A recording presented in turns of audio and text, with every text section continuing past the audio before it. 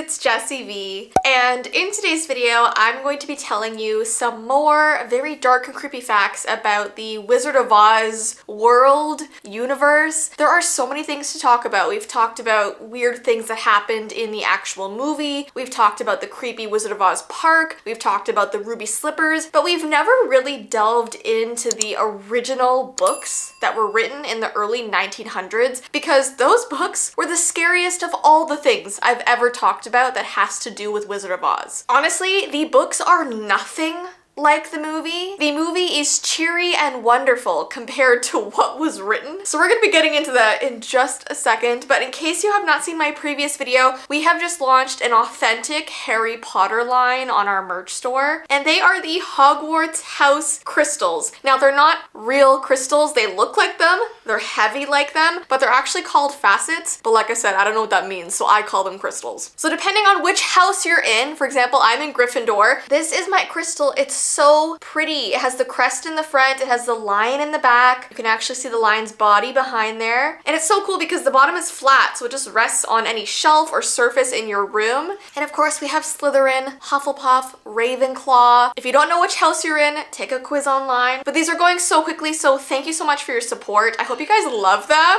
We're almost sold out, so if you would like one before they're gone, I have linked it down below. And also, if you're like unsure which house you're in, or maybe you just really like the sorting hat, we do have the sorting hat crystal as well. Everything is linked down below for you. We also now have 3 authentic Coraline products on our website. These are real Leica branded, and it's cool because we have 3 options for the doll. The first one is the Coraline plushie, which is so cute. The second one is the other mother's doll. So this is the one that the other mother crafts in the movie at the very beginning. It's super creepy. And then we just have Coraline, the way that she actually looks in the movie, the stop motion version of her. And I love this so much. I love her little raincoat. I love how realistic this looks to the movie. So if you guys would like any of the Coraline dolls, I have also linked those down below. Okay, so let's get right into today's video. So everyone knows the 1939 Wizard of Oz, but not many people talk about the books. There was a series of 14 novels written by a man named L. Frank Baum in the early 1900s. Like I said, these books are so far from the movies, and they feature a ton of disturbing chapters. Some of these books are even banned from like children's libraries and stuff. And once you find out what I mean, because we are gonna delve deep into some of these disturbing things, you're gonna wonder how they came out with such a nice, wonderful movie, because it's not the way the books were. So let's first talk about the Tin Man in the book. The Tin Man's character actually has a bloody origin story. He began his life as a human man living in Oz who worked as a lumberjack named Nick Chopper. The pun was probably intended. And Nick actually fell in love with one of the Wicked Witch's Munchkin servants, and the witch was not happy about this at all. So to keep them apart, she put a spell on Nick's axe so that he would begin involuntarily hacking off his own limbs. I told you this was dark. And with each limb that he lost, he replaced that part with a tin replica until he was entirely made of tin. Hence the name he now has, the Tin Man. The only thing that wasn't tin was his heart. So yeah, the movie just sort of skipped over this very gruesome origin story. Then we have the see-through cat. There's a magical creature in the 7th book called Bungle the Glass Cat. It's an entirely see-through cat that has a heart and brains visible through the glass. Apparently he's a little bit cheeky and arrogant, but he does help Dorothy and her friends throughout the book. But the wizard doesn't like the cat's personality. He thinks it's just too smart. So he performs this aggressive lobotomy on the cat to hopefully make it more obedient. Now, lobotomies used to be performed to treat patients suffering from mental disorders, and I'll show a diagram, it's not a real photo, but this tool would go through your eye to your brain. So like, what a dark thing to put in a children's book, that the cat was too smart, so we're gonna lobotomize it. Then we have the headless princess. There is a princess that has a cabinet of severed heads, and when she grows bored of one of the heads, she takes it off her body and switches it out with one with a different look. And the heads themselves are stolen from beautiful maidens in the surrounding kingdom around her castle. And so of course, when Dorothy meets this creepy princess, she wants to steal Dorothy's head. She does not succeed, but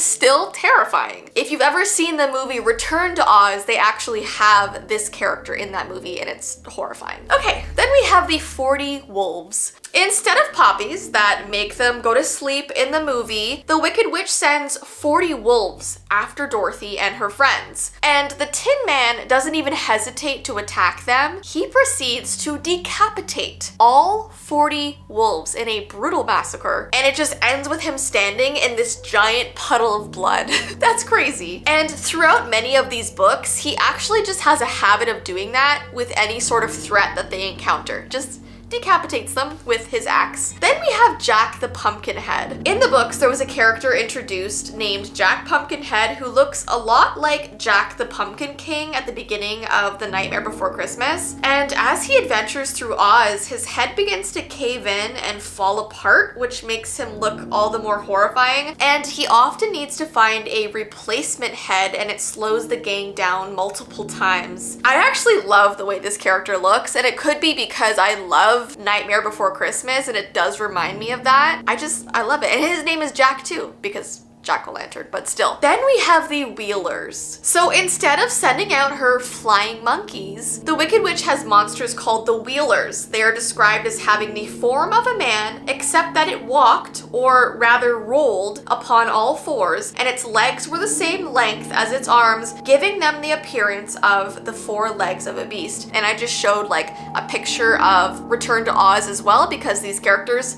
are in that movie too. Then we have a character called the Patchwork Girl, and this is actually the Scarecrow's haunting love interest. Her nickname is Scraps, and she's a teenage ragdoll made from quilt scraps with pearl teeth and a felt tongue. The Scarecrow is taken with her beauty, and the two of them become an item. And when the Patchwork Girl first comes to life, she spills this magical liquid that turns her creators to stone. And apparently she's just very clumsy, and all of her mistakes often turn sinister. And some believe the Patchwork Girl was an influence on Raggedy Ann. Then we have the porcelain dolls. In the southern quadrant of Oz, deep within the enchanted forest, lies a creepy little place full of sentient porcelain dolls. And while some of these dolls are in pristine condition, others are cracked and misshapen. And apparently once a porcelain doll cracks, it's just so difficult to fix them, so they just permanently look that way. The book describes a large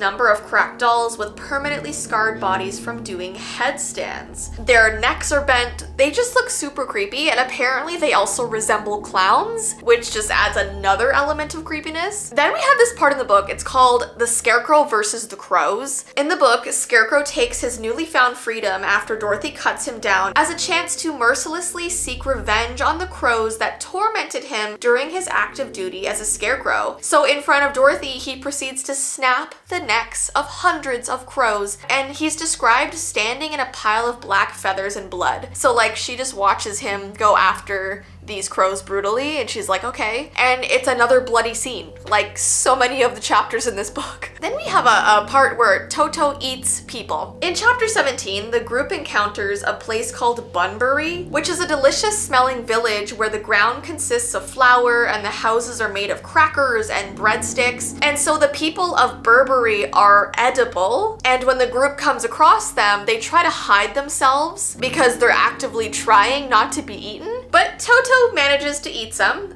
which is rather graphic if you think about it. And then later on, the town decides to retaliate against Dorothy and her friends because her dog ate part of the town. And they try to throw Dorothy and them into their great ovens to bake them. So that's wonderful. And guys, there are so many more creepy things about this book. If you want me to do a part 2, comment down below, give this video a thumbs up. And if you like me going into like old children's books that have really creepy things in them, let me know as well. Maybe comment a book you want me to cover. But yeah, I hope you enjoyed today's video. Don't forget, if you would like a Harry Potter facet, depending on what your house is, I've linked it down below along with the Coraline dolls. But I hope you have an awesome rest of your day, and I will see you in my next video.